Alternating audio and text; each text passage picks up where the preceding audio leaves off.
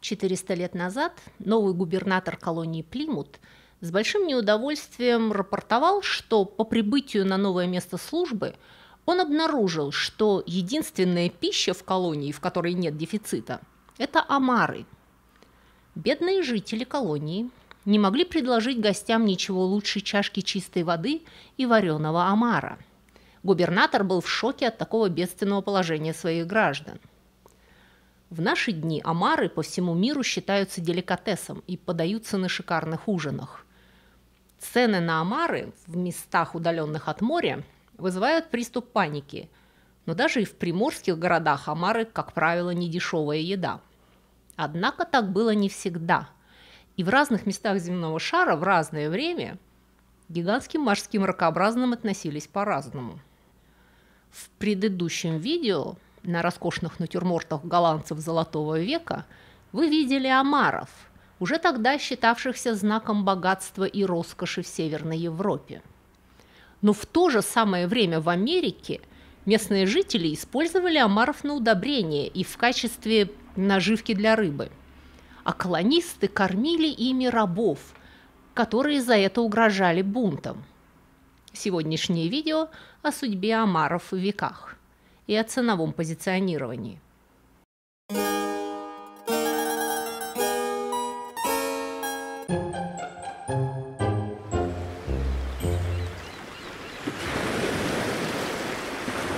Люди ели омаров с давних времен.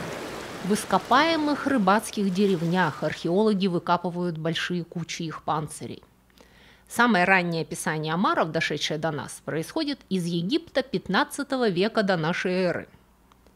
Похоже на то, что Древний Рим и другие древние средиземноморские культуры охотно употребляли в пищу разные виды омаров. Омар изображен на мозаике, найденной в руинах Помпей. И блюда из него входили в самые ранние кулинарные книги, дошедшие до нас с тех времен. Кстати, русское слово «омар» происходит от французского «амар», а то, в свою очередь, от древнегерманского слова, обозначавшего конкретно омара. А вот английское слово «лобстер» происходит от латинского «лакуста», обозначавшего как омара, так и саранчу или большого кузнечика. Мы не знаем, то ли омаров так назвали, потому что они похожи на кузнечиков, то ли саранчу, за то, что она похожа на омара. Но римляне явно не считали необходимым заводить для них два отдельных слова. Со времен европейского средневековья сохранилось ровно две кулинарные книги, и в обоих мы находим блюда из омаров. В сборнике французских рецептов, написанном около 1300 года, читаем, что омаров приготовляли в вине и в воде или в печи и ели с уксусом. А во французском же путеводителе по домашнему хозяйству, опубликованному в 1393 году, имелось целых 5 рецептов, включавших омара. Это совершенно не следует понимать так, что омары были частым блюдом на французских столах того времени, совсем наоборот. Тогда в кулинарных книгах не описывали повседневные рецепты. Это были инструкции для изготовления сложных парадных блюд. То есть омары были тогда уже редким и дорогим блюдом, ассоциирующимися с шикарными ужинами. Возможно, поэтому в средние века в Европе их считали афродизиаком. Но это в больших городах в глубине материка. На тот момент для людей, живущих на побережьях, все дары моря, включая моллюсков, таких как устрицы и большие ракообразные, еще оставались стандартным источником питания. Простолюдины, жившие у самого моря, постоянно ели омаров и навряд ли считали их афродизиаком. Простой же народ внутри страны в то время, как правило, вообще не знал о существовании омаров, а если бы им их показали, то они бы удивились, как такую гадость вообще можно брать в рот. Тогда транспортировка свежих продуктов на дальние расстояния практически не существовала, и большинство людей ели то, что жило и росло вокруг них. И только самые богатые могли позволить себе экзотику из соседнего графства. Настоящие бескультурники, подписанные на мои блоги, наверное, помнят конфуз с белощекой казаркой и ее принадлежностью к рыбам. Так вот, В отличие от казарок, омаров католическая церковь объявила сродни рыбе, в том смысле, что их можно было есть во время постов, что, по всей видимости, увеличило их потребление и вызвало то, что в течение Средневековья омаров вокруг Европы сильно повыловили. Поэтому так и получилось, что с конца XVII века, когда развитие транспортировки и технологий приготовления пищи позволило морепродуктам легче проникать вглубь материка, омары не появились на внутренних рынках вместе с морской рыбой. Их популяция в прибрежных водах Европы упала, и омар все больше становится деликатесной пищей, ценимой среди богатых как символ статуса. Именно поэтому мы и видим их на шикарных голландских натюрмортах, хотя, в принципе, Голландия – страна береговая. Тем более удивительно было для первых европейцев, высадившихся на берегах Америки, насколько американские омары были в тот момент еще обильны у восточного побережья Нового Света, и с каким отсутствием почтения обращаются с ними местные жители. Американские омары к моменту прибытия первых европейцев были так обильны, что после штормов их выбрасывало на берег большими кучами. Индейцы просто собирали бедолаг по мелководью в корзины, после чего использовали их в качестве приманки для рыбы и ели только в том случае, если рыба не ловилась. И к этому изобилию прибыли из Европы первые колонисты. До нас дошли рассказы, что рабы и слуги в американских колониях отказывались работать, если хозяева кормили их омарами чаще, чем 2 раза в неделю. Правда, никаких настоящих исторических документов, подтверждающих этот популярный анекдот, не существует.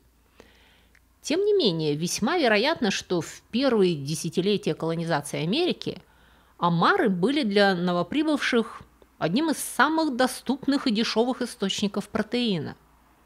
Во времена Американской войны за независимость от Британии патриоты говорили, что хижины, покрытые панцирями омаров вместо черепицы, это признак предельной бедности колонистов.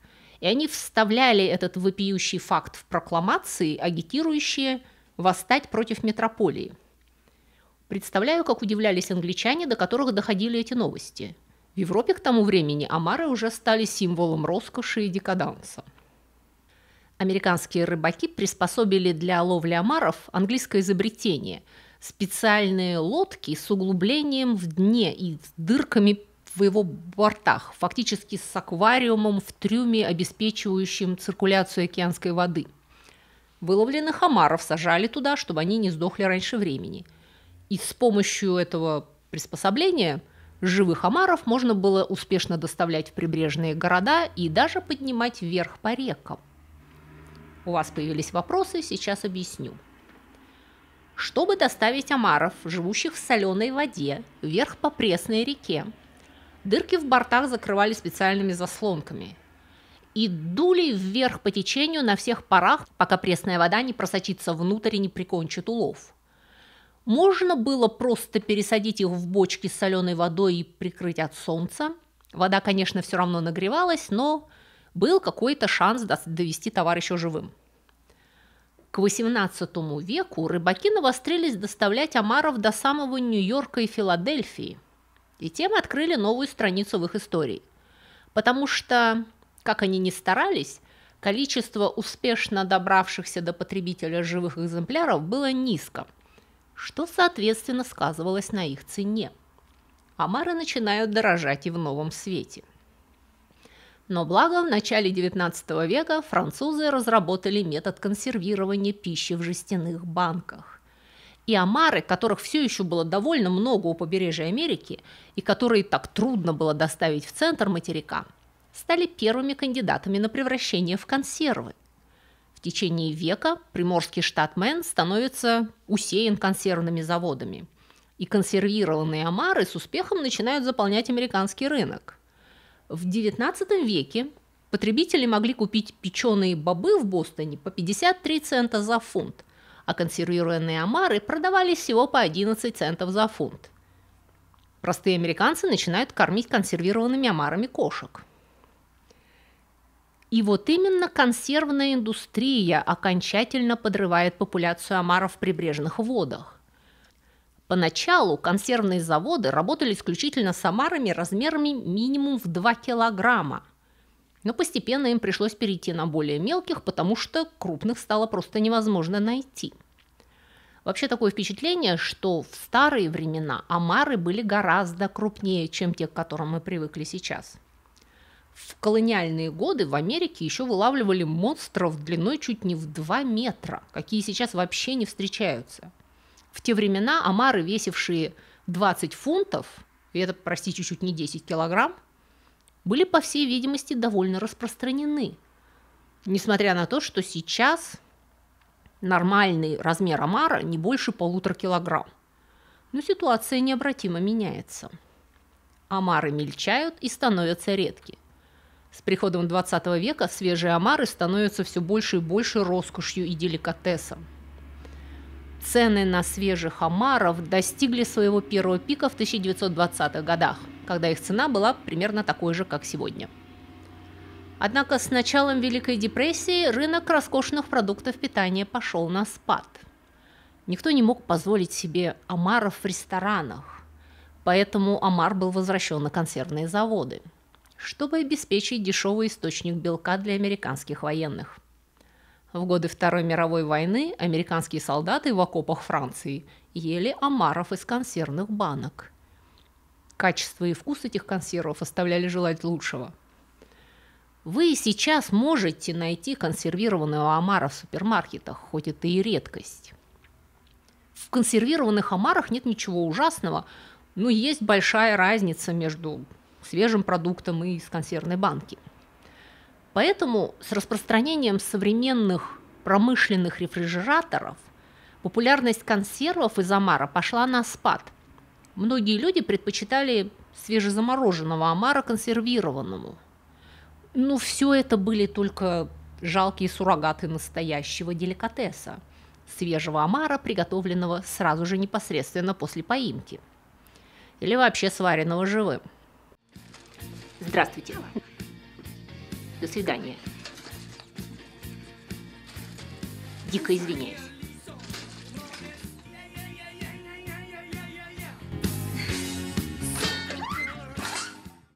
Откуда вообще пошла эта живодерская идея, что омаров и раков нужно варить живыми?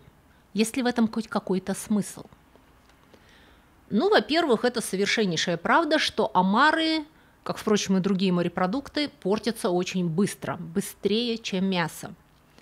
Даже в холодильнике, не замороженными, но охлажденными, омары долго не пролежат.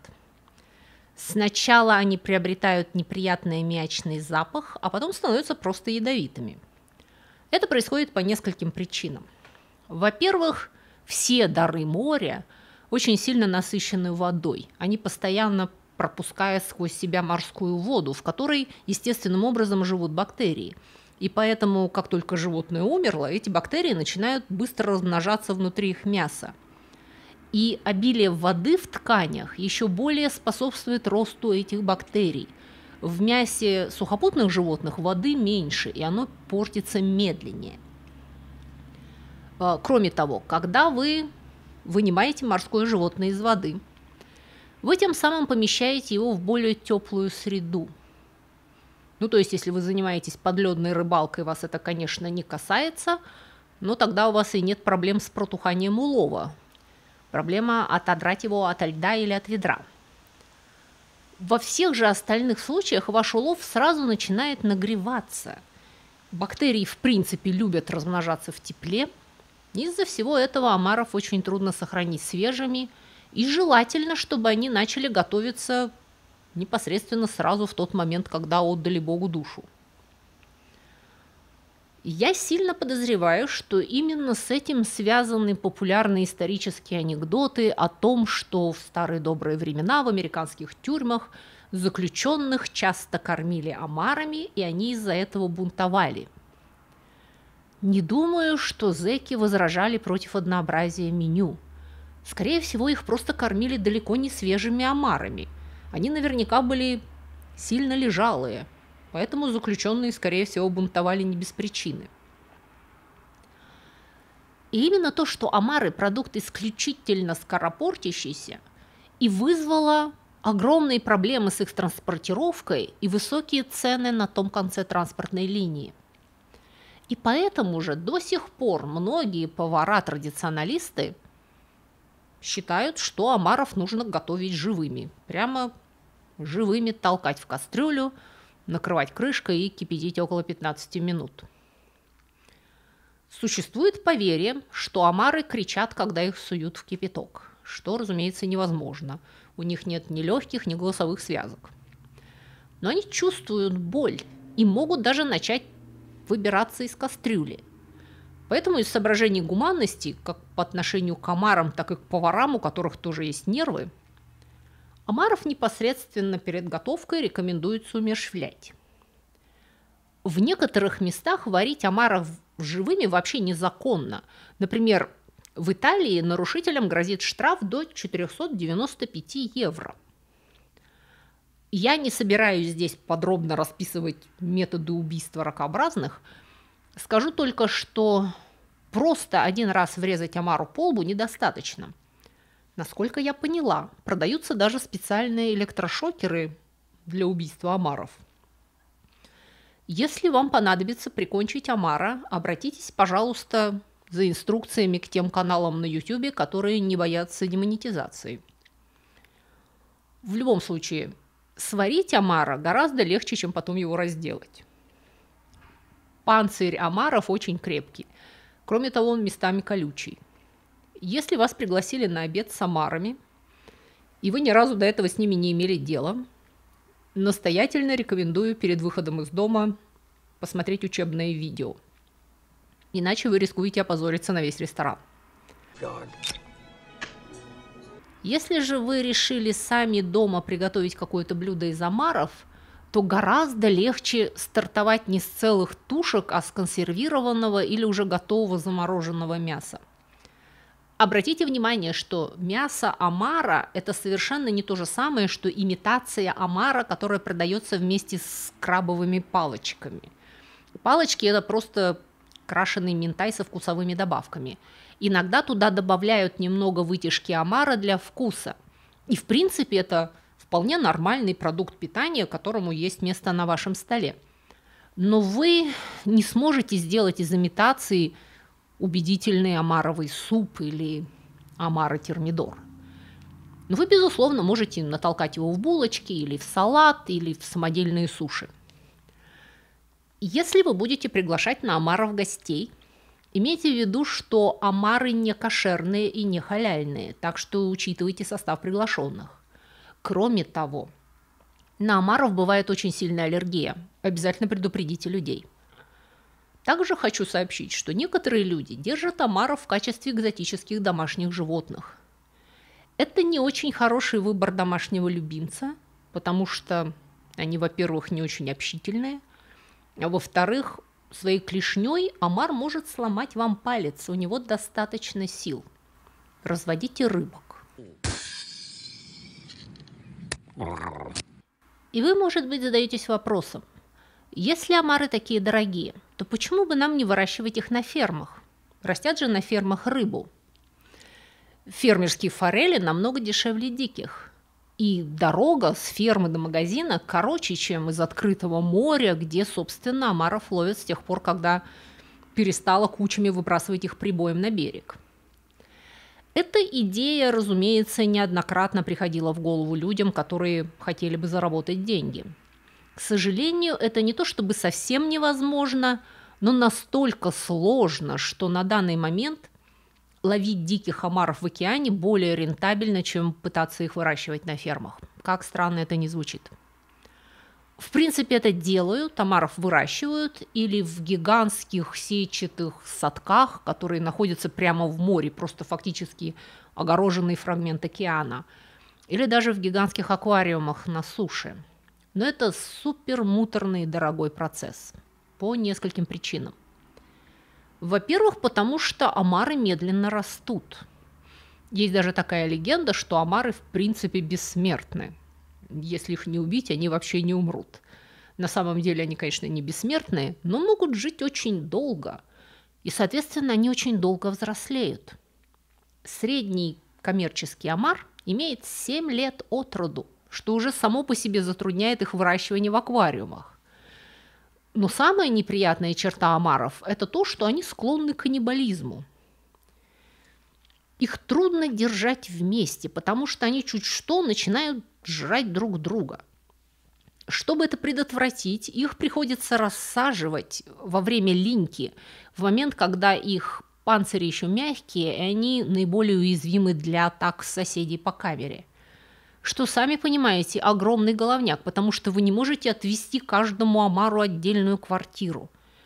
Омаров пытаются постоянно кормить до отвала, чтобы у них не было искушения есть соседа. Но перекармливание омаров в сетчатых садках в море ведет к тому, что вы фактически постоянно выбрасываете в океан избыток корма, что засоряет окружающие воды и вредит местной экологии. Поэтому большинство омаров, с которыми вы встретитесь, выловлено в море с помощью ловушек, конструкция которых практически не менялась с 17 века. Ловушки омаров рассчитаны на определенный размер, и поэтому рыбаки очень редко сталкиваются с действительно огромными экземплярами, разве что если гигантский омар засунет клешню в дверь ловушки и так застрянет. Это одна из причин, почему жизненный цикл и физиология омаров еще не вполне изучены. Мы даже не знаем точно, сколько они живут. Вообще-то узнать возраст омара очень непросто. Легче всего определить возраст живого существа по костям. Омары же, как и большинство членистоногих, линяют, чтобы расти, то есть избавляются от своего скелета, экзоскелета. И они линяют часто. Омар может перелинять 44 раза, прежде чем ему исполнится год. 7-летние омары линяют примерно 1 раз в год, а после этого раз в 2-3 года. В результате исследования возраста омаров базируются на предполагаемой скорости накопления остатков жира в стебельке глаза. Я даже не понимаю, что это значит. Если среди вас есть специалисты, пожалуйста, объясните в комментариях. И в результате этих исследований выяснилось, что крупные самцы европейских омаров в дикой природе живут в среднем 31 год, а самки 54 года. В зависимости от того, когда омар в последний раз линял, все пойманные омары классифицируются как новопанцирные или твердопанцирные. Панцирь омаров, которые недавно закончили линьку, еще сравнительно тонкий и мягкий. Линька истощает силы омара. До 15% омаров не переживают этот процесс. В результате новопанцирные омары настолько нежные, что любая транспортировка убивает их. Многие люди считают, что эти омары самые вкусные, но их рынок ограничен районом рыбацких городов. Зато твердопанцирные омары с хорошо сформировавшимся прочным панцирем могут пережить доставку в любую точку мира и прибыть живыми. В результате твердопанцирные омары больше ценятся, и их цена выше, хотя их вкус может быть более рыбным и мясо менее нежным. Такой вот парадокс. Менее вкусные омары дороже, потому что более вкусных просто невозможно перевозить. И я лично небольшой фанат омаров. Я добросовестно дала им несколько шансов меня впечатлить, даже однажды готовила дома сама. Но все равно осталась в убеждении, что креветки вкуснее и гораздо-гораздо удобнее и дешевле. Мне точно так же непонятно желание людей платить бешеные деньги за билеты на концерты звезд, которых прекрасно можно посмотреть и послушать на YouTube. Вам не кажется, что популярность некоторых людей, причем не только знаменитостей, на частном уровне это может оказаться девчонка из параллельного класса? Так вот, популярность их основана не на их реальных выдающихся качествах, а на том, что они как омары, капризные, недружелюбные и недоступны лично вам. А для тех людей, которым выпало сомнительное удовольствие быть в их ближайшем окружении, для тех, кому они легко доступны, их семье и друзьям, их недостатки очевидны и ценность их невысока, как у омаров в индийских деревнях. Омары стали синонимом роскоши и изысканности преимущественно по той причине, что они легко протухают и склонны к каннибализму. Для людей, у которых омары были в изобилии, они не стоили и медного гроша. И я за то, чтобы ценить людей и продукты питания потому, насколько они хороши для вашего здоровья, а не потому, как тяжело и дорого получить к ним доступ. За сим прощаюсь. Не ешьте подозрительные морепродукты и не попадайтесь на маркетинговые удочки. Всего вам доброго. До скорых встреч.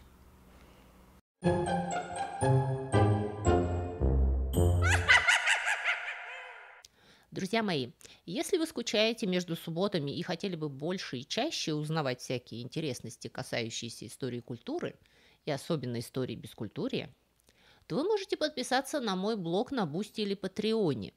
Эти два блога абсолютно одинаковые, я там пишу одно и то же. Просто Бусти умеет принимать оплату российскими платежными средствами, а Patreon принимает разные международные кредитные карточки.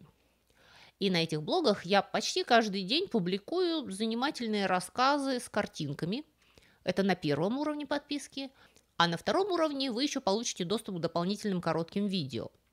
Кроме того, если вам не нравится вся эта реклама, которую в вашей стране вставляет в мои видео YouTube, это еще одна причина подписаться на блоги, потому что там я размещаю субботние видео без рекламы. И на 15 минут раньше, чем на YouTube. Это для тех, кто к субботе конкретно соскучился. Еще один немаловажный ништяк для подписчиков – это возможность бесплатно скачивать мои художественные книги. Ссылку на онлайновый магазин, где вы можете их купить, я, кстати, тоже размещу внизу в описании. И последнее, но не по важности, причина подписаться на мой блог – вы тем самым поддерживаете этот канал и даете мне возможность все мое рабочее время посвящать вам. На сегодня у меня все. Всего вам доброго и до скорых встреч.